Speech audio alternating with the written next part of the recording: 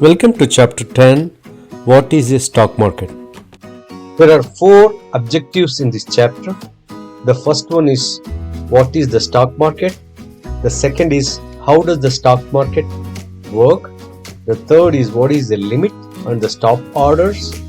And the fourth is understanding Benjamin Graham's Mr. Market. So let's get started. So you might be wondering why I'm starting off with so basic with what is the stock market, since a lot of people understand that. But what I would like to stress is that before we can master something, we have to first start with the fundamentals. So let's go ahead and start off with our fundamentals. And I think you are going to see how fast things compound as we start talking about more advanced things after we first understand what the stock market is. So on the left, I have a picture of a boy buying some fruits at a local market with his parent. And on the right, I have a photo of a stock market in New York Stock Exchange. And you can see on the left, this is a market where people trade money for food. And on the right, this is a market where people trade money for the proportional ownership of a real company or a stock. So let's go to the little boy picking the peach fruits.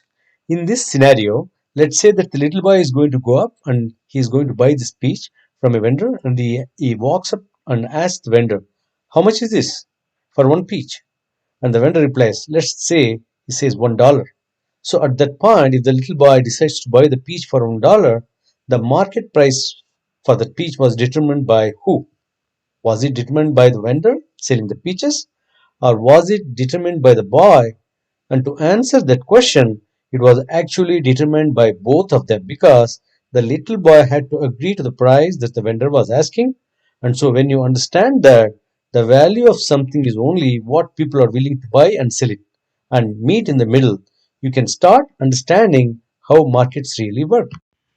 And so, how would the price of that peach change if we change the sellers? Let's say we had more sellers. Let's say we had five different peach vendors all lined up next to each other, and we still had the same number of consumers, which would be the little boy and his mother here. Each vendor wanted to sell their peach. More vendors that we have all selling the same product. The little boy now has the option to say, well, you wanted $1, but the person over here wanted 90 cents only. So, can you beat his price? And so then what you get is you get the competition amongst the sellers or the vendors, and the little boy is a person who really kind of controlling the price as a buyer. Now, if we take the scenario and flip it, I mean reverse it, and let's assume that there is only one peach vendor, one peach seller, and there are 100 little boys all wanting to buy a peach. The vendor now, the seller now has the ability to control the price of that peach. And this is what we call the buyer's market versus a seller's market. So, when we look at the stock market, we have the exact same thing happening as that scenario that I just described. You have the buyers and the sellers. When the sellers outnumber the buyers, that's called the buyer's market. And when you have the sellers are less than the buyers, that's called the seller's market. And the reason it's considered that is because in that last scenario where the sellers are less than the buyers, the sellers are changing the value of the company or the value of the share. And that's something that you just really got to understand, because it's really fundamental to how the market moves. So let's take this with one share and one seller to break this down, and you can see how the stock market is really working, and how eventually that market price that you see on the screen when you go and look up a company and it says the market price is $30. This is what's happening. This is what determining that market price. So let's start off with a seller. Her name is Sarah, and she has one share of BAC, which is Bank of America, and she wants to sell her share for $30. What she is going to do, she has the option to work with a broker, and you can see that I have a bank there as the broker at the center. But this could be a Vanguard, this could be a Scott Trade, or this could be E-Trade. Any of those brokers could broker this deal for her. And what that really means is that the broker is going to link up a seller and a buyer, and they are going to exchange their asset. So when Sarah does this, and she is going to sell her one share, and she has the ability to put it on the market for one day for her $30 that she wants to, or she could set it up for 60-day trade, meaning that she has 60 days to find somebody that will buy her share for $30. Now, the first type of the order that we are going to talk about is what's called the stop order. And this is when somebody is willing to buy for $30. Then the trade would be executed. So, Sarah says to the broker, you're not allowed to trade my one share unless somebody out there is willing to buy it for $30. Let's assume for a second, Sarah had 100 shares. Okay, she wanted to sell all 100 shares and she put it in a stop order at $30, meaning some buyer has to at least be willing to buy the first share for $30. Whenever that happens, let's say that the first buyer only wants to buy 10 shares at $30, and then the next buyer wants to buy the remaining 90 shares, but they were only willing to buy for $29.90.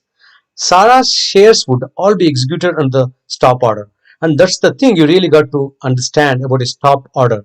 Even though she has it set for $30, if not all the shares are executed in that first order, the second order, whatever the price it could be, higher or lower is going to be executed because it's all done at once.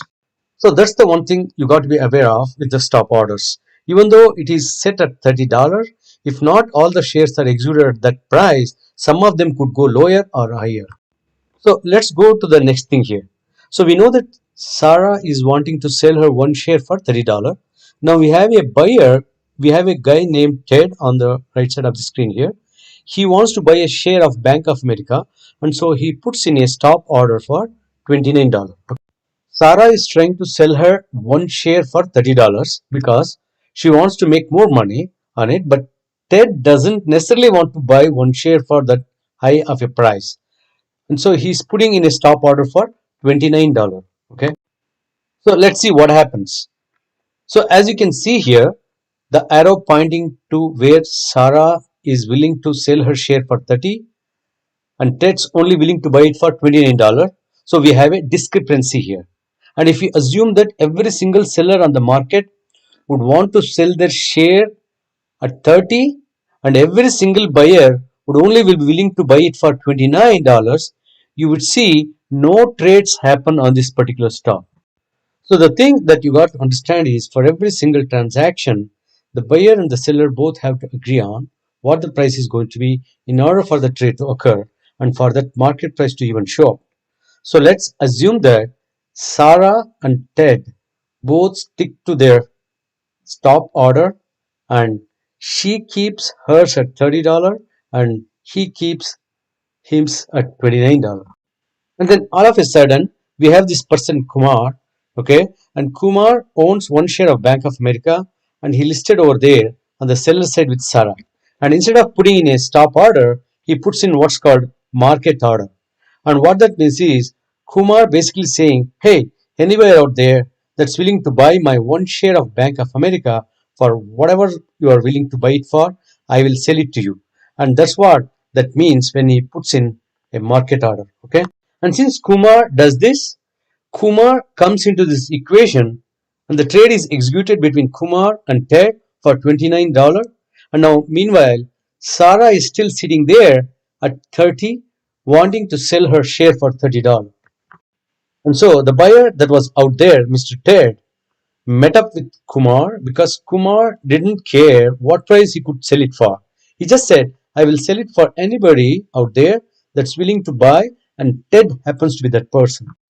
So the market price now, if you are going to pull up Bank of America, and this was the only trade that happened for the day, the market price would now be displayed as $29 a share now.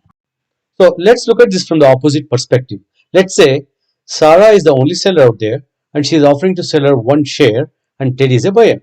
And now we have a newcomer, Varshita, who is a buyer. Okay. Ted has the stop order in for $29, was just not the price that Sarah is willing to sell the share for. But now Varshita comes along and she puts in a market order. Varshita is like, I don't care what price I can buy this at. Whatever seller is willing to sell it to me for, that's what I will buy it for. And so Varshita then executes the share at $30. And now the market price moves to $30. And both of these sellers now have now executed the shares. Kumar sold his to Ted and now Sarah sold hers to Varshita.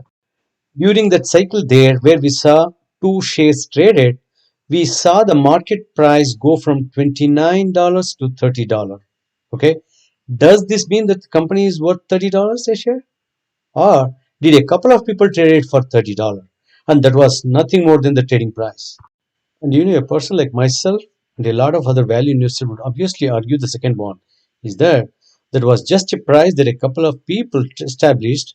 When we look at the grand scheme of things and how many owners are out there that are not trading their shares, you would have to come to the conclusion that they disagree with the market price. So the thing that really take away as we look at this scenario is just because something is trading for $30 a share by a couple of people does not necessarily mean that the company is actually worth $30 a share.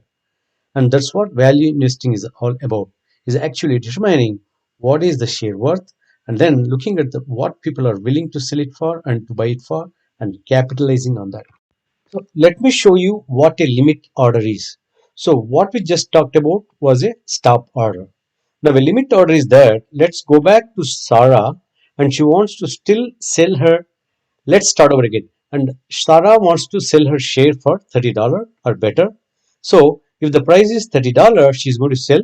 If the price is $30.10, she wants to sell it. So as long as that price is higher than the $30, Sarah wants to sell her share. So now we have Ted who wants to buy one share and he puts in a limit order for $29, meaning if he is going to buy it, it has to be under $29.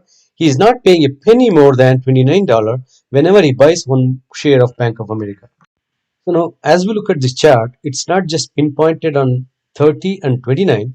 You can see for Sarah, it's 30 or greater, and for Ted, it's 29 or less. So in this scenario, if this was the only seller and the only buyer of that one share, you would see no trade executed because there is a discrepancy and they can't agree on that price. So here we go again. Kumar enters and he puts in a market order. And so because Kumar is willing to sell his share for pretty much anything, that whatever the buyer offers is what Kumar will sell it for, we got the market price is now displayed as 29. So here is I want you to really understand. For every single trade that happens, there is always a seller and there is always a buyer.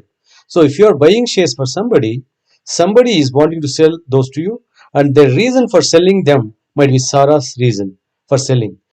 So for Sarah, she said this stock stinks. I can't make any money off of it, so I'm going to sell it. And so whenever she sold the share over to Varshita, if you remember in the first scenario, Varshita was buying it because this company is going to make a lot of money. So here you have two people that traded an asset, that share. One of them thinks that it's a piece of junk, and the other person thinks that it's a great company. It's going to make a lot of money. And then, as you looked at Kumar, he was selling it because he needed money.